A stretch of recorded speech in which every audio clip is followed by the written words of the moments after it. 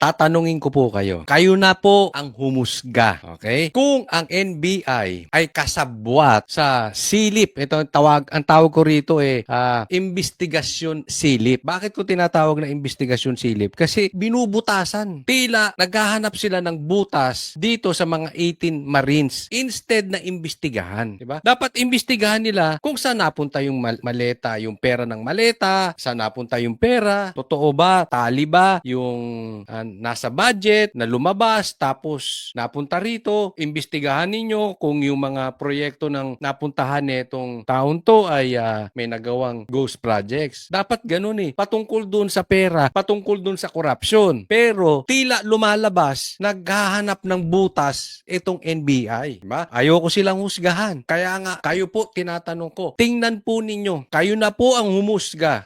Parang nagkaroon sila dito ng panibagong Claire Castro. Nagkaroon sila ng panibagong Gadon. Nagkaroon sila ng panibagong Boying. Nagkaroon sila ng panibagong Lacson. Nagkaroon sila ng panibagong Attack Dog. Ito, tingnan po natin.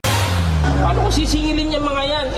Ang dami nila, tapos notaryo, simpleng affidavit lang po. Yung mag-affidavit nga na magkatahon, nililibre ko Ito ang iginiit ni Attorney Charlie Pascual sa kanyang pagharap sa NBI Special Action Unit ngayong Martes para magbigay linaw sa ilang katanungan tungkol sa kanyang pagnotaryo sa joint affidavit ng nagpakilalang 18 ex-Marines at bagmen umano ni resigned Congressman Zaldico. Isa ang abogado sa higit 20 sinupina ng NBI sa nagpapatuloy nitong investigasyon sa umano'y 805 billion peso cash delivery scheme na inuugnay sa ilang politiko. Nilinaw ni Pascual na lihitimo ang kanyang serbisyo at ginawa lang ang kanyang notarial duties. Ito po yung pagpapatunay na ako po hindi house show na abogado, ako po yung may opisinang notarial office ko.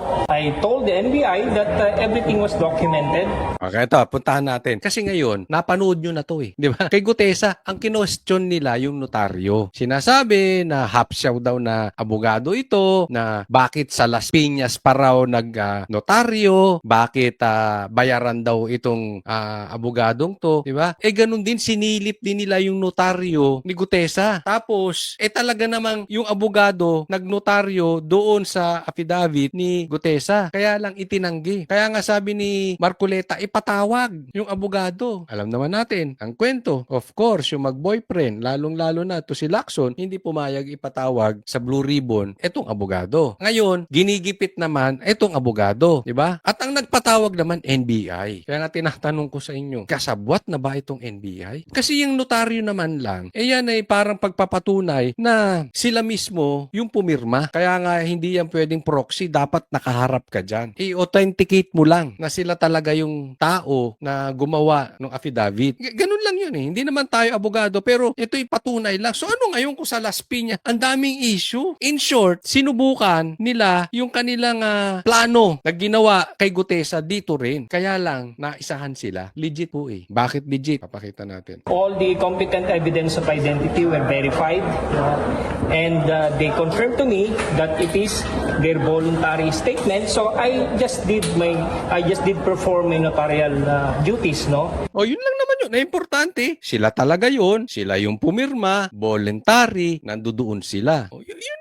Abogado naman itong mga nasa NBI. Ano ba yan? Hindi naman natin sinasabing tayo matalino. Kaya lang, pinapa-complicate. Butasan ang nangyayari. Bakit yung nagnonotaryo iniimbestigahan nyo? Yun ang hindi ko maintindihan. Yan ang hindi maintindihan ng taong bayan. Iniimbestigahan nyo yung Marines. Iniimbestigahan nyo yung notaryo. Ganon din ang ginawa ninyo. Iniimbestigahan nyo si Gutesa. Iniimbestigahan nyo yung nagnotaryo. Ba't hindi nyo imbestigahan yung ebidensya? Sabi nyo, pupunta tayo kung saan tayo nililid ng ebidensya. Hindi nyo imbestigahan yung ebidensya Personal daw na sinumpaan ng umano'y dating Marines ang kanilang joint affidavit. We browse over it. Yeah, I browse over it. I have nothing to do with the contents of the sinumpaang salaysay. Wala naman sa abogado yung contents kung totoo yun o hindi. Ang importante lang, voluntary, sila nga yun lang.